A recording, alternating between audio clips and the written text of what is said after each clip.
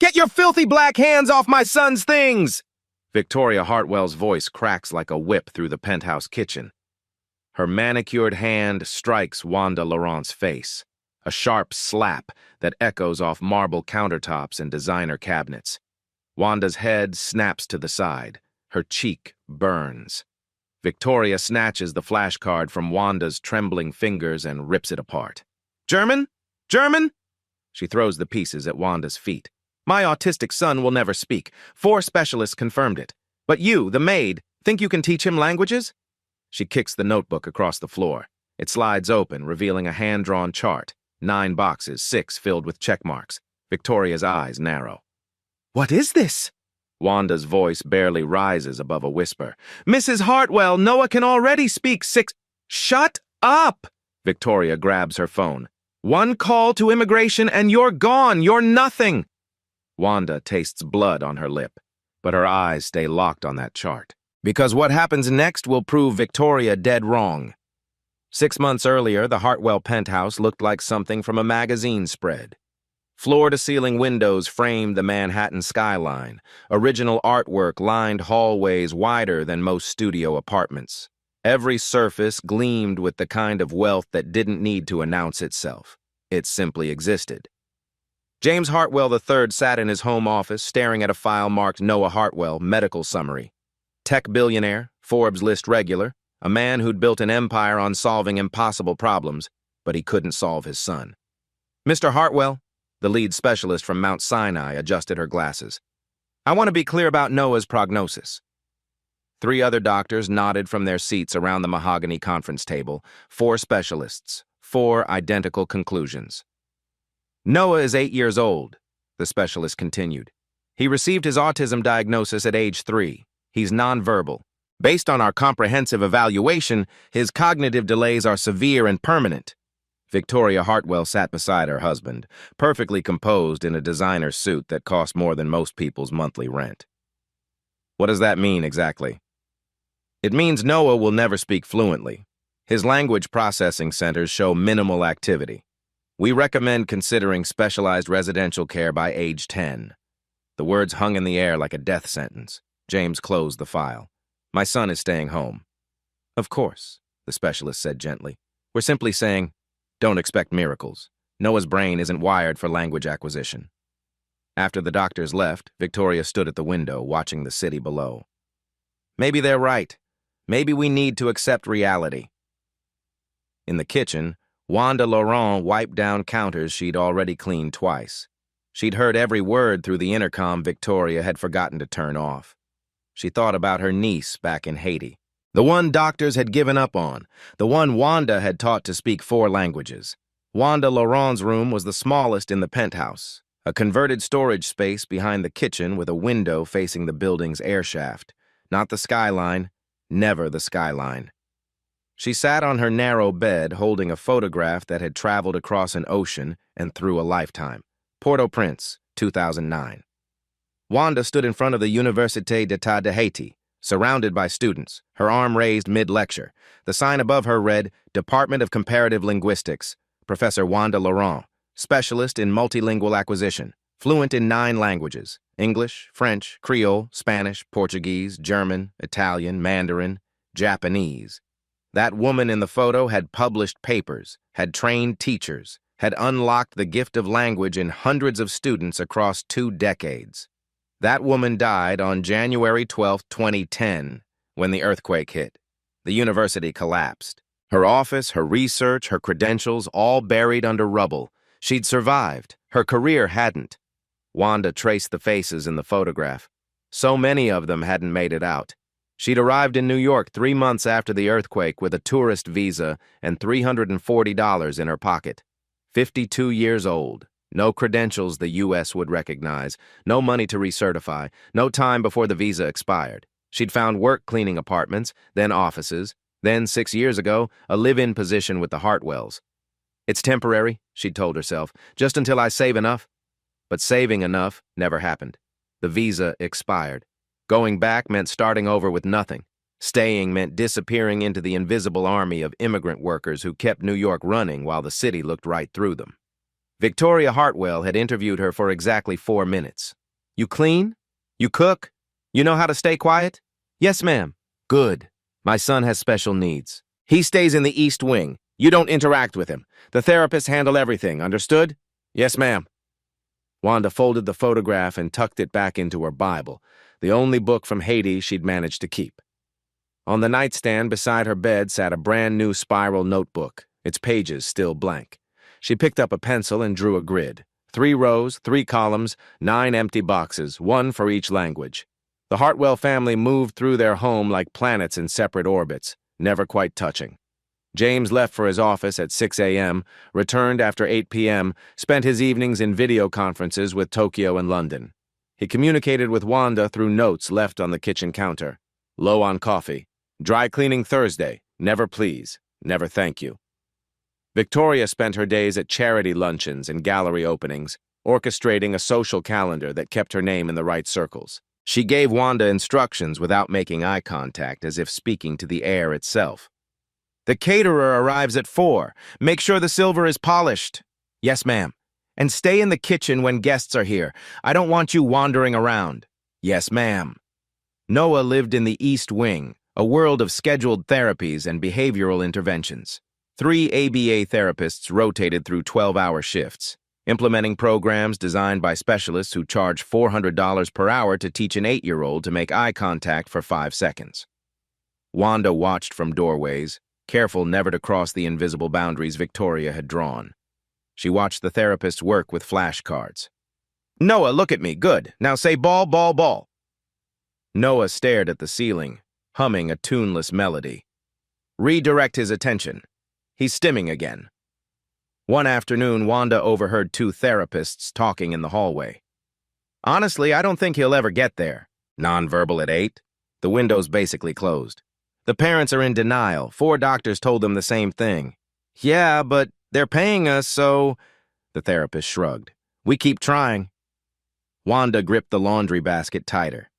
That's what they said about her niece in Haiti, that the window had closed, that trying was pointless.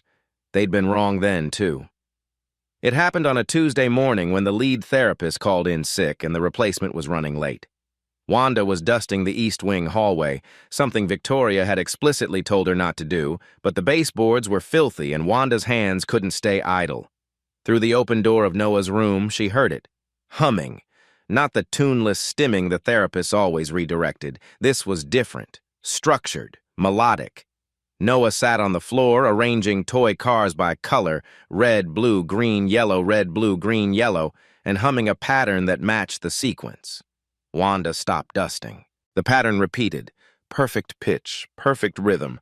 Without thinking, she hummed back. A Creole lullaby her mother had sung, the melody rising and falling like waves. Noah's hands froze on the yellow car. Wanda held her breath. Slowly, Noah's head turned. His eyes, dark and deep and usually focused on nothing, locked onto hers. Real eye contact, sustained, searching. Wanda's heart hammered against her ribs. She hummed the next phrase. Noah tilted his head, processing. Then his mouth opened and he hummed back. Not the original Creole melody. Something new, something that bridged the 2 patterns into a conversation. Wanda stepped into the room, barely breathing. She knelt 3 feet away, careful not to crowd him. Bonjour, Noah, she whispered in French. Hello. Noah blinked. His eyes never left her face. She tried again, slower. Bonjour. Noah's lips moved. No sound came out, but his mouth shaped the syllables. Wanda's eyes stung with tears she couldn't let fall.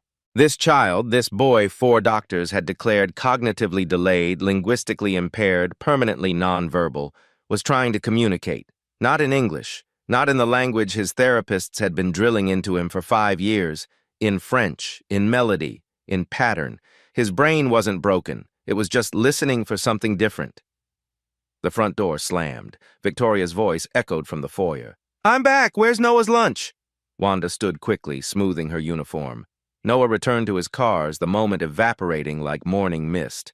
But as Wanda backed out of the room, Noah glanced up one more time and hummed her melody back. That night, Wanda couldn't sleep. She sat on her bed with the spiral notebook open on her lap, staring at the empty grid. 9 boxes, 9 languages. 9 chances to prove the world wrong. At 5:15 a.m., before Victoria's alarm went off, before James left for the office, Wanda slipped into Noah's room with a single flashcard. "Bonjour," she whispered, holding up the card with a sun drawn on it.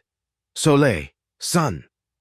Noah was already awake, sitting on his bed with his cards arranged in their eternal pattern. He looked at the card, looked at Wanda, looked back at the card. "Bonjour," Wanda repeated. "Soleil." 20 minutes. That's all she had before the first therapist arrived.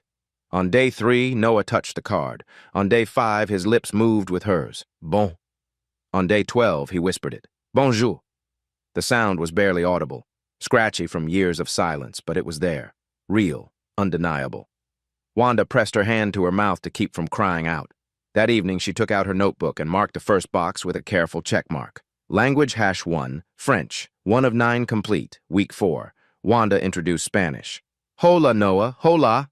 She sang Spanish children's songs while folding his laundry, counted in Spanish while organizing his toys, built vocabulary through pattern and melody, the way she'd taught hundreds of students in Port-au-Prince. Noah absorbed it like a plant finally getting water after a drought. Hola, he whispered one morning, his hand reaching out to touch hers. Wanda's breath caught, physical contact, initiated by him. She marked the second box, language #2, Spanish, 2 of 9 complete, week 6, Creole. Messy, she taught him. Thank you. Noah practiced the word silently for 3 days, his mouth forming the shape over and over. On the 4th day, Wanda brought him his favorite breakfast, cut fruit arranged by color. Noah took the plate, looked directly at her, and spoke. Messy. Wanda's knees nearly gave out. She gripped the door frame, tears streaming down her face. Thank you. The first words her mother had taught her, the words that connected them to Haiti, to family, to survival. And now, to this boy. She marked the 3rd box that night, her hand shaking so hard the check mark looked crooked. Language #3, Creole, 3 of 9 complete, 3 languages, 3 months, 6 to go. In the main house, Victoria complained to James that Noah was regressing. He's making these strange sounds, like he's trying to talk, but it's all garbled. James barely looked up from his laptop. The therapists know what they're doing. Wanda stood in the kitchen, listening through the intercom. She knew exactly what Noah was doing. He was learning. Month 3 arrived with autumn rain and a new language. Bom dia, Noah, Portuguese, good morning. Wanda had decided to accelerate. 3 months for 3 languages meant she could do 9 in 9 months, if she didn't get caught. Noah took to Portuguese faster than the others. Within 2 weeks, he was counting, dois, tres, cuatro. Wanda marked her chart. Language #4, Portuguese, 4 of 9 complete, 5 to go. But the accelerated pace came with risks. Noah was changing in ways that couldn't be hidden. He made eye contact now, sustained, purposeful. He reached for people's hands. He hummed in different melodies depending on which language Wanda had used that morning. The therapists noticed. He's not responding to prompts anymore, the lead therapist told Victoria. He seems distracted, like he's listening to something else. Victoria frowned. What do you mean, something else? I don't know, but he's definitely regressing in his English programs. We might need to increase his therapy hours. Wanda was dusting the hallway close enough to hear. Her hands tightened on the cloth. Month 4, Italian. Ciao, Noah, buongiorno. She taught him through opera, playing recordings on her ancient phone through earbuds she'd bought at a bodega for $3. Noah's face lit up at the dramatic melodies. Within days, he was singing phrases back. Bella, bella, bella. Beautiful. Language #5, Italian, 5 of 9 complete. But Victoria's assistant, a sharp-eyed woman named Claire, was getting suspicious. Wanda was reaching for a high shelf in the kitchen when she heard footsteps behind her. What are you doing in the East Wing? Wanda turned. Claire stood in the doorway, arms crossed, staring at the flashcards scattered across the counter, cards Wanda had been making during her lunch break. I was just cleaning, ma'am. Claire picked up a card. Buongiorno, what is this? Just practice. For myself. Practice. Claire's voice dripped with skepticism. She pocketed the card. Mrs. Hartwell asked you to stay away from Noah. Are you following her instructions? Yes, ma'am. Good. Because if I find out you're interfering with his therapy... She let the threat hang in the air. After Claire left, Wanda's hands shook so badly she had to sit down. 5 languages, 4 months. She was more than halfway there. But the walls were closing in. That night, Wanda stared at her notebook, at the 4 remaining empty boxes. German, Mandarin, Japanese, Advanced English. Her visa had expired 8 months ago. 1 phone call from Victoria, 1 single call to immigration, and she'd be deported. Everything Noah had learned would be dismissed as imagination or coincidence. The therapist would increase his medications. The specialist would recommend institutionalization. And Noah would lose his voice again. Wanda pressed her hand to the page over those empty boxes. 4 more, she whispered to the darkness. Just 4 more. In the East Wing, Noah lay in bed, humming a lullaby in 5 languages. Nobody was listening. Nobody but Wanda. The explosion came on a Monday morning. Wanda was teaching Noah language #6, German, when she heard Victoria's heels clicking down the East Wing hallway. Fast, angry. Out, now! Wanda stood quickly, sliding the German flashcards behind her back. Mrs. Hartwell, I said out! Victoria grabbed Wanda's arm and dragged her into the hallway, slamming Noah's door behind them. In the living room, the lead therapist stood with her arms crossed, her expression carefully neutral. Professional. Condemning. Tell her, Victoria snapped. Tell her what you told me. The therapist cleared her throat. Mrs. Hartwell, over the past 2 months, Noah has shown significant behavioral changes. He's non-responsive to English commands. He makes sounds that don't correspond to any of our language programs. He appears to be listening to something we're not hearing. And? Victoria's voice was ice. And I believe someone has been interfering with his therapy, someone who doesn't understand the delicate balance we're maintaining. Victoria turned to Wanda. Is it true? Have you been spending time with my son? Mrs. Hartwell, if you just let me explain. Explain! Victoria's hand shot out and grabbed the flashcards from behind Wanda's back. She stared at them, her face cycling through confusion, disbelief, and rage. Guten Tag. Danke, what the hell is this? German, Wanda said quietly. Noah is learning. The slap came so fast Wanda didn't have time to flinch. Her head snapped to the side, her cheek exploding in pain. How dare you? Victoria's voice shook. My son is autistic. He will never learn to speak properly. 4 specialists, 4, confirmed he has permanent cognitive delays. But you, the maid, think you know better than doctors? She ripped the flashcards in half, then in half again. The pieces fluttered to the expensive rug like snow. Do you know what you've done? You've confused him. You've set back months of therapy. You've filled his head with gibberish when he can't even say mama in English. Wanda's eyes burned, but she kept her voice steady. Mrs. Hartwell, Noah can speak. He's already learned. Shut up! Victoria grabbed her phone from her pocket. You're lucky I don't call immigration right now. Do you understand what happens if I make 1 call? 1 call? The threat hung in the air like smoke. Wanda's throat tightened. Deportation. Back to Haiti with nothing. No credentials, no job. No way to help Noah. I understand, she whispered. Good. Victoria stepped closer, her voice dropping to a hiss that somehow felt more violent than the slap. You stay away from my son. You don't speak to him. You don't look at him. You don't even think about him. You're the help. You clean, you cook, you stay invisible. That's all you're good for. She kicked Wanda's notebook across the floor. It slid under the coffee table, pages crumpling. Now get out of my sight. Wanda bent down slowly, her cheeks still throbbing, and retrieved her notebook. The pages had bent, but the grid was still visible. 6 boxes checked, 3 empty, 6 of 9 complete. So close. As she walked back to her room, Victoria's voice echoed behind her. And if I catch you near Noah again, you're done. Not just fired, gone. Understand? Wanda closed her door and slid down against it, the notebook clutched to her chest. 6 languages. 3 months. She'd promised to stop. But how could she abandon Noah when they'd come so far? For 3 days, Wanda kept her promise. She stayed in the kitchen, cleaned the bathrooms, folded laundry, avoided the East Wing like it was radioactive. She heard Noah crying through the walls at night, heard the therapist's frustrated voices during the day. He's completely shut down, won't make eye contact, won't respond to any prompts. On the fourth morning at 4:30 a.m., Wanda's alarm went off. She sat on her bed staring at her notebook. 6 languages, 6 check marks, 3 empty boxes staring back like accusations: German, Mandarin, Japanese, Advanced English. She thought about her niece in Haiti, about the moment doctors had said give up and Wanda had said not yet. She thought about Noah's eyes lighting up when he'd first said messy. She thought about Victoria's voice. You're the help. That's all you're good for. At 4:55 a.m., Wanda slipped into Noah's room. He was awake, staring at the ceiling, his face blank in a way that made her heart crack. Guten Morgen, Noah, she whispered in German. Good morning. Noah's eyes shifted to her. For a long moment, nothing happened. Then his mouth moved. Guten Morgen, Wanda breathed. Guten Morgen, Noah whispered back.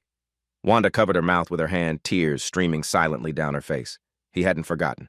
3 days of silence, and he hadn't forgotten. For the next 4 weeks, Wanda lived on the razor's edge of discovery. She woke at 4:45 a.m., 15 minutes earlier than before, taught Noah until 5:35, then disappeared before the first therapist arrived.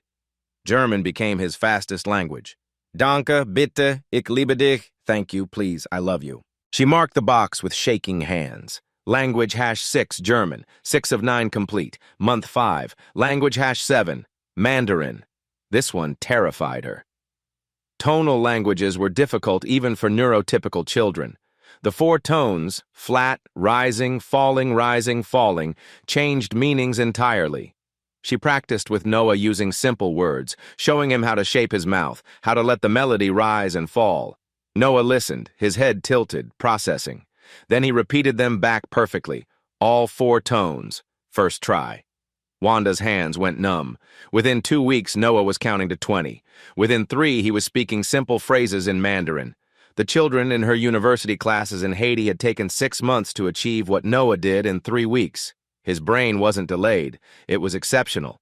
She marked the box. Language #7 Mandarin, 7 of 9 complete. Month 6. Language #8 Japanese. Ohayo gozaimasu, Wanda whispered. Good morning. Noah bowed just slightly the way she'd shown him. Ohayo. Japanese came even faster than Mandarin. Noah loved the formality, the structure, the way respect was built into the grammar itself. Arigato gozaimasu. Thank you very much.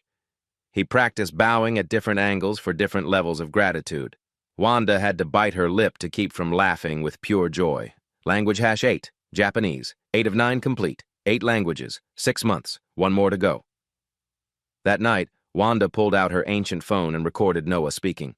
30 seconds in each language, translating the same simple story about a boy and his toy car. English, French, Spanish, Creole, Portuguese, Italian, German, Mandarin, Japanese, 8 languages, 1 8-year-old boy, proof that would change everything, or destroy her completely.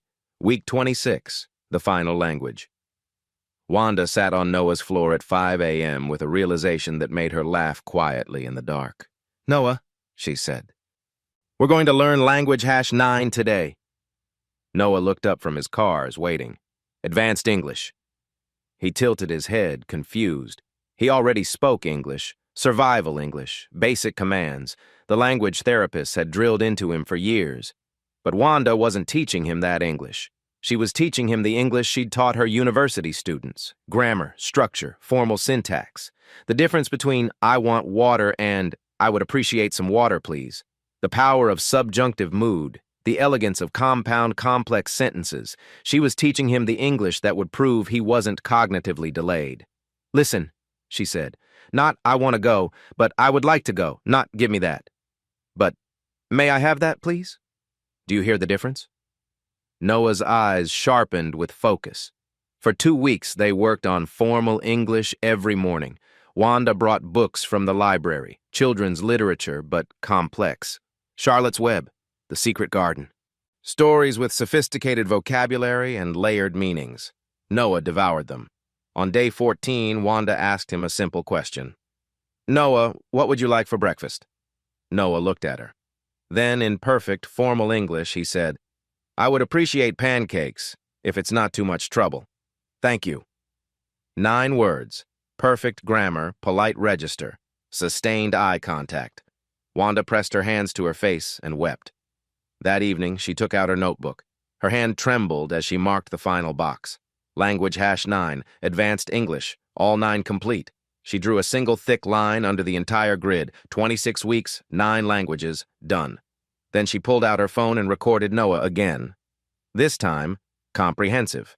5 minutes of him translating the same story through all 9 languages in sequence, followed by him answering questions in formal English about his favorite color, his favorite food, what he dreamed about. His voice was quiet, but clear. His grammar was impeccable. His language switching was seamless, impossible, unprecedented, undeniable. Wanda sat on her bed with the video and the notebook, her heart racing. Now what? She could show the Hartwells, prove Noah's abilities, vindicate everything she'd risked. But Victoria had made herself clear. One call to immigration, one call, and Wanda would be gone. Deported, arrested, disappeared into the system that swallowed people like her every day. If the Hartwells rejected her proof, dismissed it as fake, fired her before she could demonstrate it properly, Noah would lose his voice. The languages would be buried under medications and institutionalization. And Wanda would lose her only chance to prove she was more than the help. She found Maria, the weekend housekeeper, folding laundry in the utility room. "Maria, I need advice." Maria looked up, her expression cautious.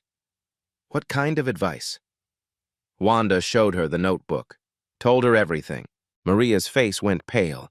"Dios mío, Wanda, do you know what you've done? I taught him, that's all. That's not all." Maria gripped her arm. "Rich people don't like being wrong, especially about their own children.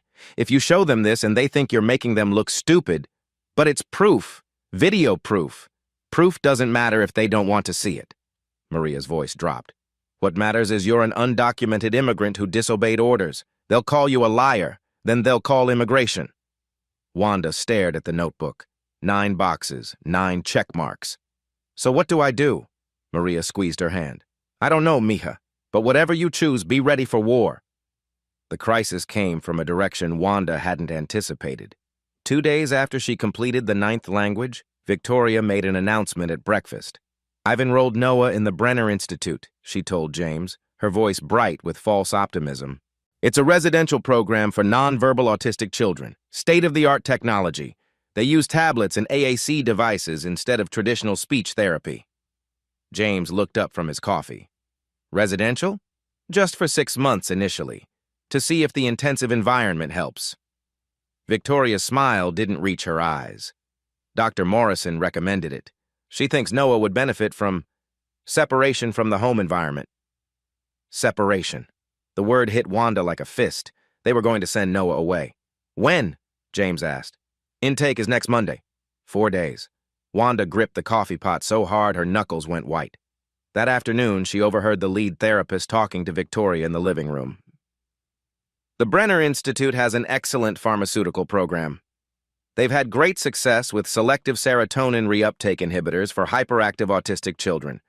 Combined with the AAC devices, Noah should show significant improvement in compliance." Medications. They were going to medicate him. Wanda felt the room spin. She thought about her cousin in Haiti, the one doctors had put on psychiatric drugs at age 9. The boy who'd been vibrant and curious, who'd loved music and dance. The drugs had turned him into a ghost, quiet, compliant, empty. He'd never recovered. That night, Wanda sat in her room with her notebook open, staring at the 9 check marks until they blurred. 26 weeks, 9 languages. One boy who'd learned what everyone said was impossible, and in 4 days, it would all be erased. She thought about staying silent, about letting Noah go to the Brenner Institute, letting the tablets and medications and intensive environment erase everything they'd built, thought about keeping her job, her room, her invisibility. Then she thought about Noah bowing when he said arigato, about his face lighting up when he mastered a new Mandarin tone, about him saying, "I would appreciate pancakes if it's not too much trouble." She couldn't let him disappear. At 11 p.m., Wanda sat down at the ancient desktop computer in the building's basement laundry room, the one residents could use for 30 minutes maximum, no personal business. She created a new email account, concernedwitness2024@gmail.com. She uploaded the video of Noah speaking 9 languages. Then she wrote a letter. Mr. Hartwell, you don't know me, but I know your son. The boy doctor said would never speak can already speak 9 languages fluently. I have video proof. Before you send Noah to the Brenner Institute, before you medicate him into silence, please watch this video. Please test him yourself. He is not broken. Your system is broken. You have 4 days to see the truth. A concerned witness. She attached the video file, attached a photo of her chart with all 9 check marks. Her finger hovered over send for a full minute. This was it. The moment that would either save Noah or destroy her. She thought about her professor's office in Port-au-Prince, about the earthquake that had buried everything she'd worked for, about rebuilding from rubble. She'd done it before. She clicked send. The email disappeared into the void. Wanda closed the browser, deleted the history, and walked back to her room. In 4 days, James Hartwell would either watch the video or delete it as spam. In 4 days, Noah would either keep his voice or lose it forever. In 4 days, Wanda would either be vindicated or deported. She looked at her notebook one more time. All 9 complete. Worth it. The knock on Wanda's door came at 11:43 p.m. 3 sharp raps that echoed through her tiny room like gunshots. She sat up in bed, heart hammering, knowing exactly who it was. "Open the door!" James Hartwell's voice. Not yelling. Somehow worse. Cold, controlled, dangerous. Wanda pulled on her robe and opened the door. James stood in the hallway, still in his work clothes, his tie loosened, his tablet in his hand. Behind him, the penthouse was dark. Victoria asleep, Noah asleep. Just the 2 of them and the truth. "Explain." He held up the tablet. On the screen, frozen mid-frame, was Noah's face. "Explain this video." Wanda's throat went dry. "Mr. Hartwell, is it real?" His voice cracked slightly. "Is this real or is it AI? Deep fake, some kind of scam?" "It's real. Prove it." Wanda walked to her closet, hands shaking, and pulled out her notebook, the one Victoria had kicked across the floor, the one with the grid, the 9 check marks, the pencil marks grown darker with each victory. She handed it to James. He stared at it, his jaw working. Language #1, French. Language #2, Spanish. His voice trailed off as he read through all 9. "What is this?" "A curriculum," Wanda said quietly. "I taught Noah 9 languages in 26 weeks. You..." James looked up at her, his expression cycling through disbelief, confusion, anger. "You're the maid, you clean, you don't even..." He stopped. "Who are you?" Wanda met his eyes. "My name is Wanda Laurent. I was a professor of comparative linguistics at the Université d'État de Haiti for 20 years. I spoke 9 languages. I taught multilingual acquisition to hundreds of students." Her voice strengthened. "Then the earthquake came and I lost everything. My credentials, my career, my country." She pointed at the notebook. "But I didn't lose my knowledge. And your son, the one 4 doctors said would never speak properly, has the most extraordinary language processing mind I've ever encountered." "That's impossible." "Watch the video." James pressed play. For 5 minutes, neither of them spoke. Noah's voice filled the tiny room, cycling through 9 languages like breathing. French to Spanish to Creole to Portuguese to Italian to German to Mandarin to Japanese to formal English, each transition seamless, each pronunciation perfect. When it ended, James just stood there, the tablet hanging loose in his hand. "My son," he whispered. "That's my son." "Yes, but the doctors said..." "The doctors were wrong." Wanda's voice hardened. "Your son isn't broken, Mr. Hartwell. Your system is broken. Monolingual methodology, ABA therapy designed for compliance, not communication. You've been teaching him to perform like a trained animal instead of recognizing he's a genius." James's face flushed. "How dare you? How dare I?" Wanda stepped forward. "I dare because I'm the only person in this building who saw your son as a human being instead of a problem to fix. I dare because you were going to send him away, drug him, erase him." She pointed at the notebook. 9 languages, Mr. Hartwell. Your son speaks 9 languages. You said 0. How many other zeros in your life are actually 9s? The silence stretched between them like a chasm. Finally, James said, "If you're lying to me, then test him." Wanda's voice was steel. "Right now, wake him up, test him, all 9 languages. Bring in an expert if you don't believe me." James stared at her for a long moment. Then he pulled out his phone.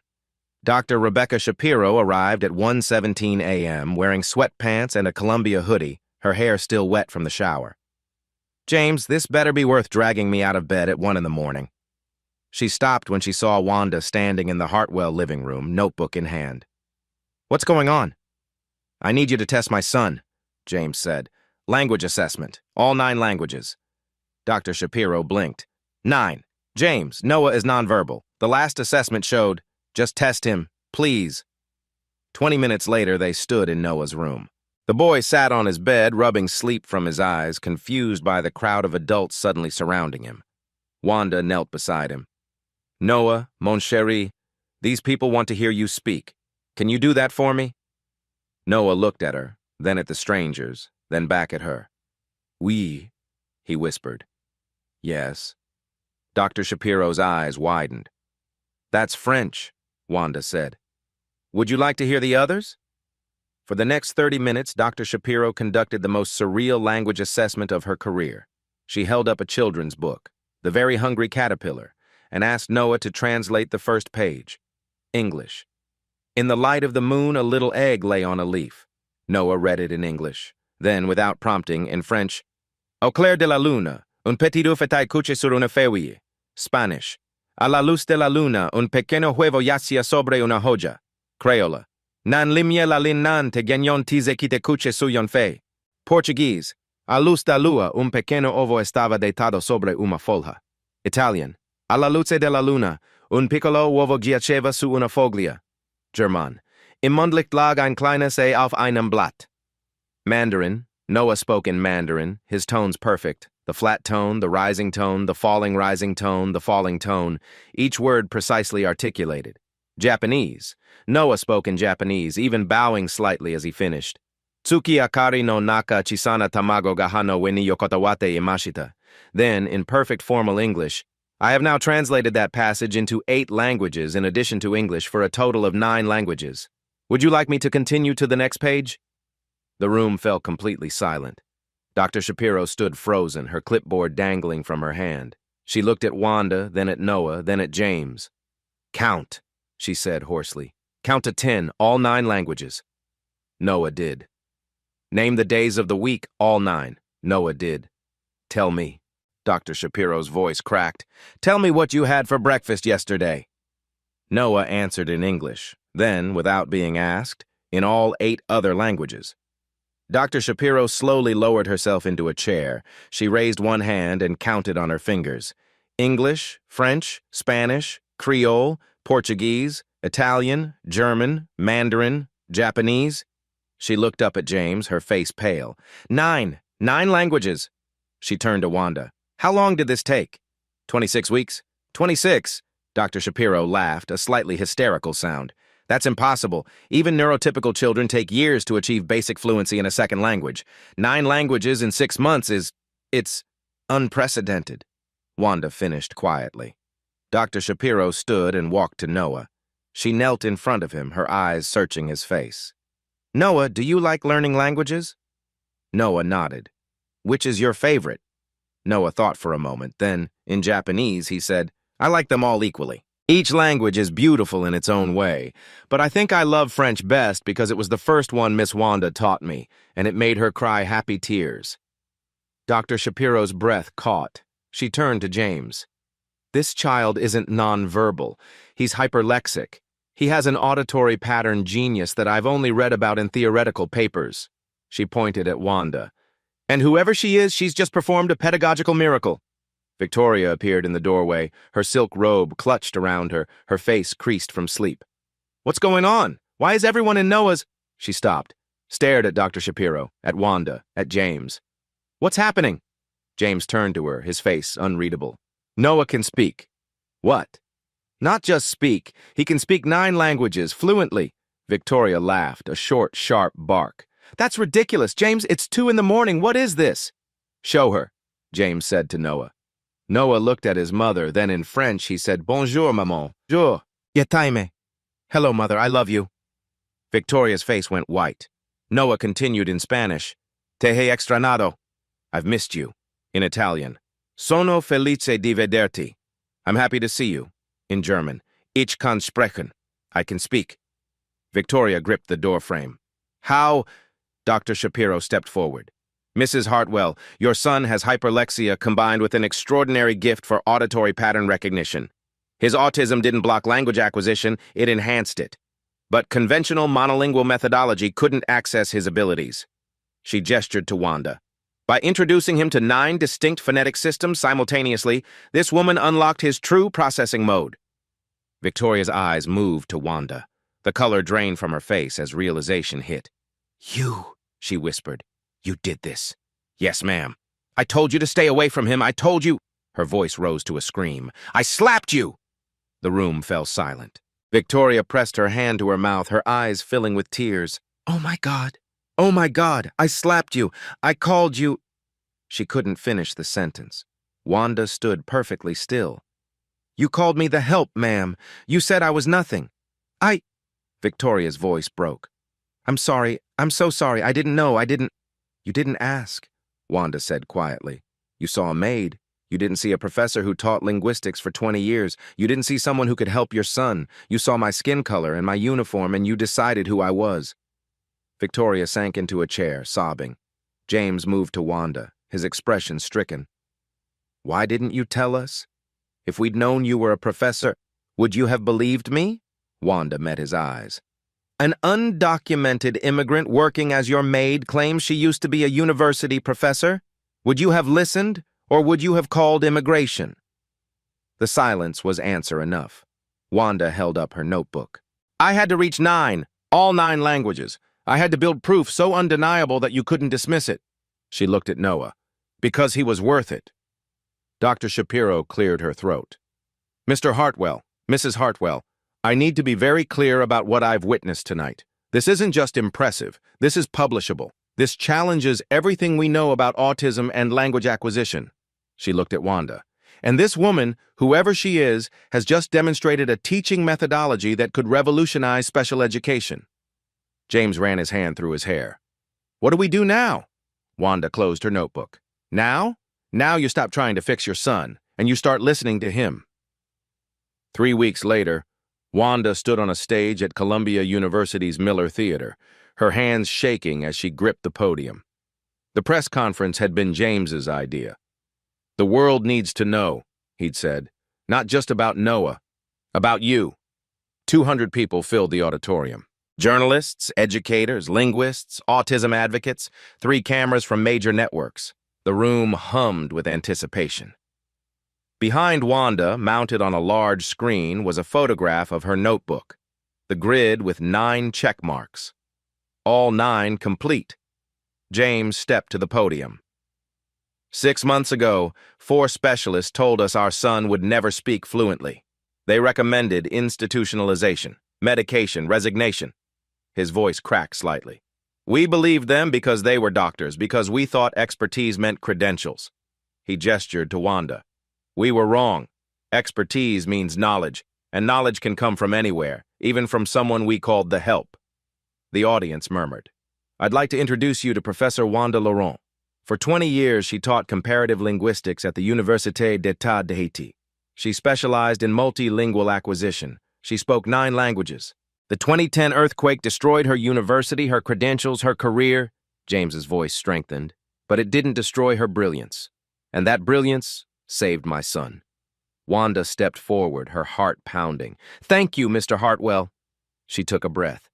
26 weeks ago, I made a choice. I saw a child who was being told he couldn't learn, and I refused to accept it. Because I'd seen it before. In Haiti, children labeled as unable, children dismissed, children medicated into silence. She pointed at the screen behind her. This chart represents 26 weeks of teaching, 1 language every 3 weeks. French, Spanish, Creole, Portuguese, Italian, German, Mandarin, Japanese, Advanced English, 9 languages. A hand shot up in the audience. How is that possible? Neurotypical children take years. Because we're teaching them wrong, Wanda interrupted. We teach language as memorization, as performance. But language is pattern, it's music, it's connection. She looked directly at the camera. Noah's brain wasn't broken. Our methods were broken. The audience erupted in applause.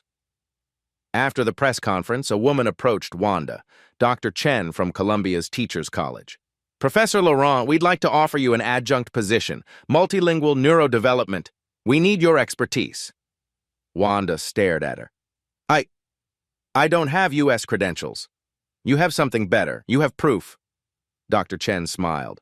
Also, Mr. Hartwell is funding a scholarship in your name, the Wanda Laurent Polyglot Promise, for immigrant educators whose credentials weren't recognized. Wanda's eyes filled with tears. Behind the screen, her notebook, her chart with 9 check marks, was already going viral on social media. #9 languages, #Professor Laurent, #listen to the help. The story was just beginning. 6 months after the press conference, the Hartwell Foundation announced a new initiative, the Recognition Project. The goal? Identify and credential immigrant professionals working in jobs that didn't match their expertise. Custodians with engineering degrees, nannies with teaching licenses, drivers with medical training. James stood at another podium, this time at the United Nations. We waste extraordinary talent every day because we judge people by their current circumstances instead of their actual abilities. We see uniforms instead of resumes. We see accents instead of expertise. The program launched in New York, then expanded to 15 cities. In the first year, they credentialed 1,200 immigrant professionals, doctors, lawyers, teachers, engineers, people who'd been invisible, suddenly seen. The media called it the Laurent effect. Meanwhile, Noah Hartwell, now 10 years old, became a voice for neurodivergent education reform. At a TED-style conference, he walked onto stage and spoke in 9 languages, switching between them mid-sentence, demonstrating the fluidity that had once been called confusion. "I'm not broken," he said in English, then French, "Je ne suis pas brise," Spanish, "No estoy roto." In Mandarin, he spoke the words clearly. He cycled through all 9, his voice growing stronger with each one. "I learn differently, not less. My brain isn't wrong, it's extraordinary. And the person who saw that first wasn't a doctor. It was the woman my mother called the help." The standing ovation lasted 3 minutes. Victoria Hartwell sat in the front row, tears streaming down her face. Beside her sat Wanda, wearing a Columbia faculty ID badge. After the talk, a journalist asked Victoria, "How do you feel about what happened?" Victoria took a breath. Ashamed, grateful, changed. She looked at Wanda. "I spent 6 years with a genius in my home and I never saw her. I saw her skin color, her job title, her immigration status." Her voice broke. "I'm spending the rest of my life making sure other people don't make the same mistake." The news coverage showed Wanda's chart, now a symbol recognized worldwide. 9 boxes, 9 check marks, 9 languages that proved expertise doesn't need permission, it needs recognition. Wanda Laurent's office at Columbia University was small but bright, with a window overlooking the campus quad. On the wall behind her desk hung 3 frames. The first, her diploma from the Université d'État de Haiti, restored and authenticated after months of paperwork. Professor of Comparative Linguistics, 1989 to 2010. The second, her original notebook, the pages carefully preserved. The grid with 9 boxes, 9 check marks, all 9 complete. The third, a photograph from the press conference. Wanda at the podium, James and Victoria standing behind her, and Noah in the front row, his hands forming the sign for "I love you" in 9 different languages. Every Tuesday afternoon, Noah visited for what they called language playdates. Today they were working on languages 10, 11, and 12, Arabic, Russian, and Korean. "Miss Wanda?" Noah asked in English. "Why do you think people didn't believe I could learn?" Wanda set down her tea. "Because they confused different with less.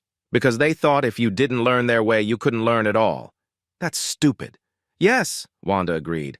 "It is." Noah switched to French. "Est-ce que tu es heureuse maintenant?" "Are you happy now?" Wanda looked around her office, at her diploma, at her notebook, at the 12 graduate students she was currently mentoring, all neurodivergent, all multilingual, all told at some point they were unteachable. "Oui, mon chéri," she said. "Je suis heureuse." "Yes, my dear.